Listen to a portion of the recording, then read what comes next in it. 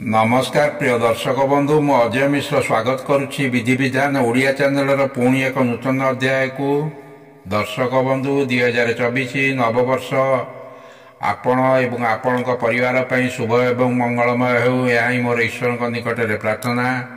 दर्शक बंधु प्रभु रामचंद्र भक्त पवन पुत्र हनुमान निजर भक्तों उपर अति शीघ्र प्रसन्न होता।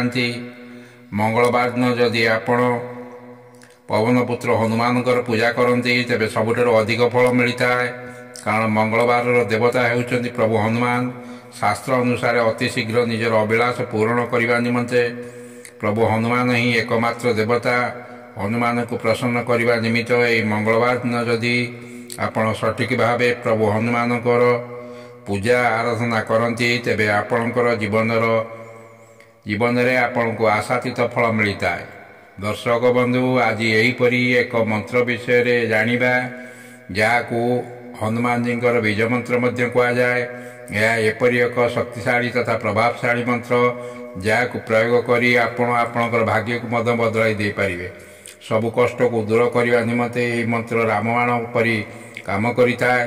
दर्शक बंधु ज्योतिष शास्त्र अनुसार मंगल ग्रह शुभ थिले व्यक्ति समस्त प्रकार सुख सुविधा लाभ करता है। जदि यह अशुभ स्थान थिले संतान कष्ट भूमिहीन विवाह विलंब दुख कष्ट जावतीय प्रकार जीवन यंत्रणा आपण को छंदी पड़ता है। दर्शक बंधु मात्र मंगलवार दिन जदि प्रभु हनुमान उपासना करा जाए तेबे समस्या केबे भी देखा जाई न थाए किंबा ये समस्या मानते ता अचिरे दूर हो जाए। सबु परिस्थिति को बदलाई देवार क्षमता ये मंत्र अच्छी। तेणु आज ये वीडियोटी प्रभु हनुमान को किपर शीघ्र प्रसन्न करा जाय परिबो तांकर कृपा पाइबा निमंते चमत्कारी मंत्र विषय जानिबा। ए मंत्र को आपण मंगलवार दिन आरंभ करने को पड़ता है।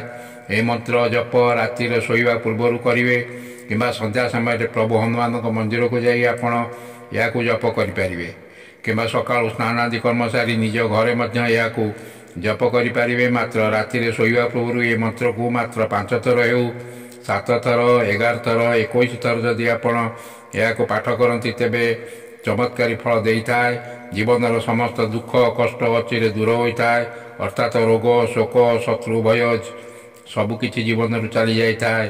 मंत्रटी है ओम ऐं भ्रीं हनुमते श्री रामदूताय नमः। ओम ऐं भ्रीं हनुमते श्री रामदूताय नमः।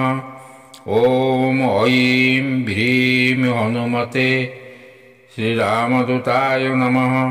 दर्शक बंधु जदि वीडियोटी आपको भल लगी है चैनल को सब्सक्राइब करेंगे और वीडियोटी गोटे लाइक करेंगे। रोच धन्यवाद, नमस्कार।